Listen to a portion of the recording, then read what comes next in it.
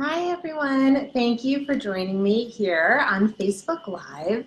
And I'm sorry we're getting started a few minutes late, but I got a little bit held up and I wanted to make sure that I could be here with you today because I have some really exciting news to share with you. And we have an important, exciting topic to talk about. So today we're going to be talking about holiday eating because I think that that's a very important topic at this time of year and something that people tend to have a lot of questions about and concerns about and worries about, to be honest. And I also want to make a really special announcement, which is that my program, the Anti-Diet Plan, is going to be launching in January. Some of you may know that. And I am really hoping that everyone joins me in this new program. So I think it's a really awesome course. I think there's a lot of great content, and I truly do believe that it can help people on the path to making peace with their eating and developing a healthier relationship with their body and just kind of feeling better overall. So it's a program that I really, really believe in with all of my heart, and I've seen people make a lot of progress and a lot of changes in the program. And right now, the wait list for the program is officially open. And what that means is that if you sign up for the wait list, and I have the link here posted on the video, if you sign up on the wait list, then you will receive you'll be one of the first people to know when the course opens, and you'll be able to register right away. And you'll also receive a exclusive discount that's only going to be for the people on the wait list. It's my way of saying thank you for kind of showing early interest and wanting to be on the wait list. I'm going to be giving you an exclusive discount on the program fees. So I really hope everyone will just take a moment. There's no commitment to buy. You're just basically saying you're interested, and you're going to get an email when the course opens, and you'll receive that discount code. So I hope everyone will hop over there, and if you have any questions about the program that's going to be starting in January, please feel free to email me or message me on Facebook or Instagram or however you want to try to get in touch. There's the good old-fashioned telephone as well. So however you want to get in touch, I'm happy to answer any questions that you have about the program. So to jump in, mindful eating and the holidays, specifically, we hear a lot about holiday treats. And I use the term treats in quotation marks because I really think that this is a lot of where we start to get ourselves into trouble. It's just how we identify these foods. So I hear a lot of people, and there's a lot of media coverage of like how to manage our eating around the holidays, how to deal with like a holiday party, how to deal with treats. And I think the way that we think about it is really what starts things spiraling. So when we think about holiday treats, we think about something that we can't have all the time. We think about something that's special, that's limited, that is only reserved for like if we've been well behaved or if we deserve like a little something special. And that right there gets us into the mindset of emotional eating, of conflicts around food, of viewing food as good or bad. When I hear the term treats, right away we start thinking like this is food that's going to taste good, it's going to be pleasurable, it's going to be rewarding, right? Because I think the idea treat and reward is really interchangeable. But we also think about it as it's something I shouldn't have very often, it's something I really shouldn't eat, it's something that is going to be bad for me in some way if consumed in other than just this very small amount.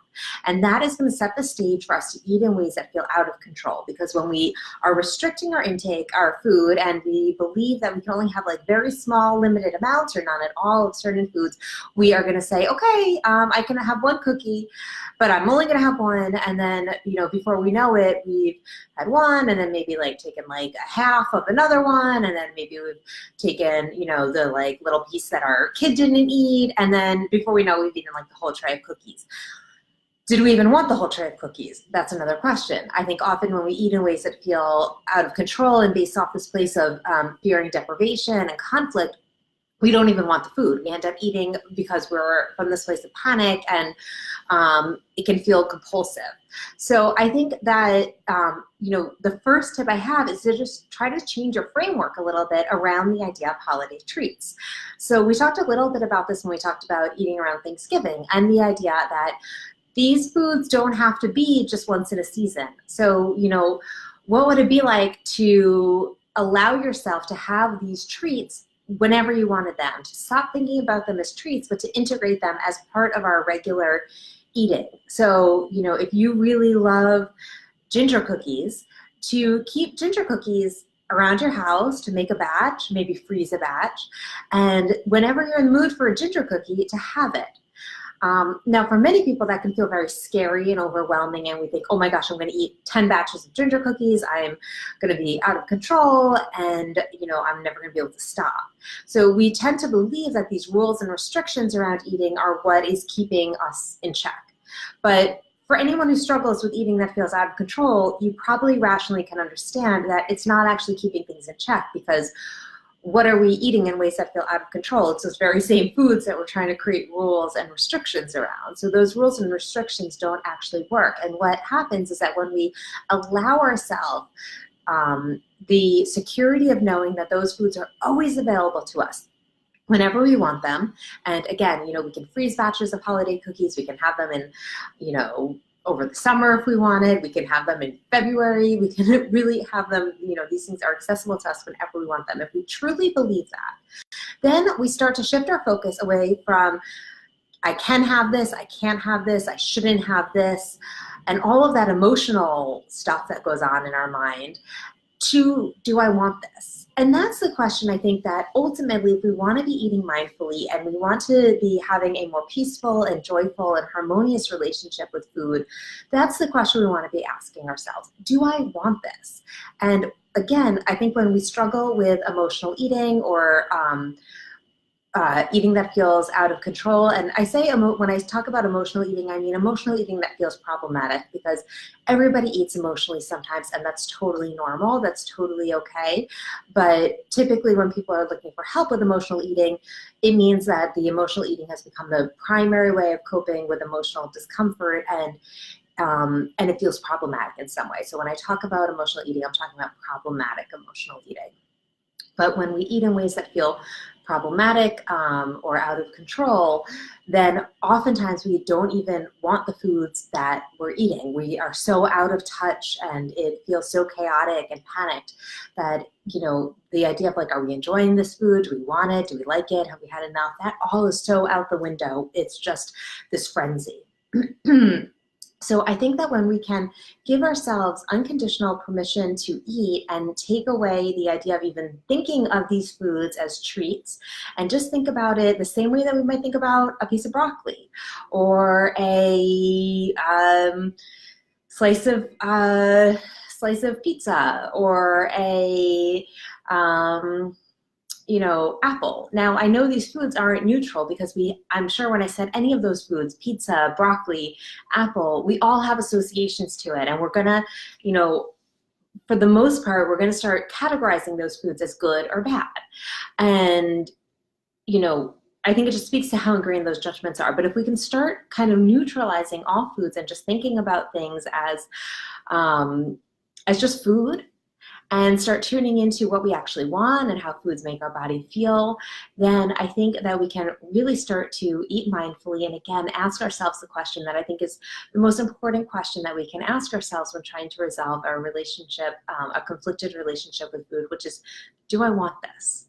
And if the answer is yes, then of course eat it and enjoy it and try to seek maximal pleasure from it. And part of that is eating it mindfully and in tune with our body, and understanding when we feel satisfied and when we want more, and when we've had too much and when we haven't had enough. But if we're stuck in the emotional conflict around foods being good or bad, and we shouldn't have it, and it means that I'm bad if I've had this, or I'm going off my diet and screw it, I might as well have the whole plate of cookies because I'm going back on the plan tomorrow, all of that stuff is going to just take us really far away from like what we actually want and what our body truly needs to nourish ourselves both physically and emotionally. And that's where we're going. That's what we want to be aiming for, to be eating in a way that feels good, right? Life's too short to be in conflict and at war with ourselves all the time. So, I think this is very much about trying to get out of that war that we've waged with ourselves, trying to escape the conflicts around food, to escape the self-hatred that so many of us are immersed in, and start living our lives the way that we want to. And that starts with, like I said, neutralizing foods, not thinking about things as treats or, you know, some foods are better than others or whatever, you know, all of this kind of stories that we create in our mind. Try to drop the story and see the experience just for what it is. So these are all things that I will go much more in depth about in my program, especially the idea of how to eat in tune with our body and what does it really mean to eat mindfully? What does it really mean to develop a harmonious and nurturing relationship with food? Do a deep dive in all of that in my program. And I'm going to be hosting a free webinar in January for anyone interested in learning more about mindful eating. I'm still trying to decide on the topic, so if you have any ideas for things that you want to hear about, please let me know. I have a few ideas myself, but I'm just trying to kind of do some crowdsourcing and see what other people want to hear about. And please sign up for the wait list, because that, you know, that deep dive into how to develop a healthier relationship with food and our body, how to emotionally neutralize foods, how to get out of this really torturous cycle of out of control eating, problematic emotional eating, body hatred, and just feeling so stuck in that conflict and that struggle that many of us have been immersed in for most of our lives. The program, I think, really gives us a good foundation on how to find our way out of that struggle. And I think that's one of the best things that you can do for yourself and your whole family, really. I always, you know, I get a lot of questions from moms out there who say, what can I do? And dads, but more moms. That said, what can I do to help my children develop healthy body image? And the number one thing we can do is to resolve our issues around food and body image ourselves. And research has shown that one of the most predictive factors for how a child feels about their body is how their mother actually feels about their body. So this is, you know, resolving these issues, and what for many people has been a lifelong struggle, isn't just something that you do for yourself, but it's something that really impacts your entire family. And research actually shows that it impacts not only your children, but your children's children. So your family going on in generations. It's fascinating what impact the way that we feel about our bodies are. And so many of us were raised in families, and we know what it's like to grow up with in a family where there's conflict around food and struggles around food, and to have that modeled for us, not feeling good enough about our bodies, and how that's influenced our own journeys. So I hope you'll help break that cycle, and join me in January when we start the next program of the Anti-Diet Plan. It'll be 6 weeks. There's going to be weekly group support, and I really fiercely believe in this program, and I hope that you will take that journey with me. So feel free to sign up for the wait list. You'll receive, like I said, an exclusive discount on the program, and you'll also hopefully join me for the free webinar, which will be coming in January.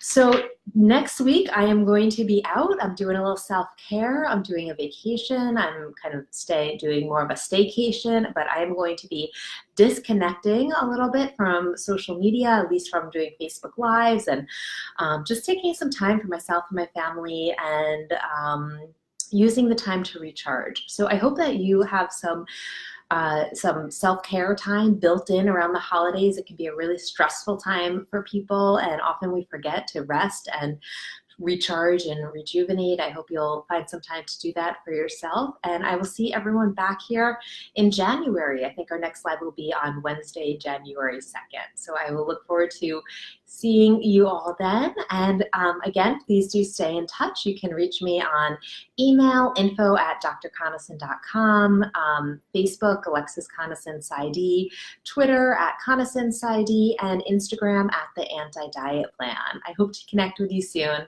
Take care and happy holidays. I hope everyone has a healthy, happy, and mindful holiday season.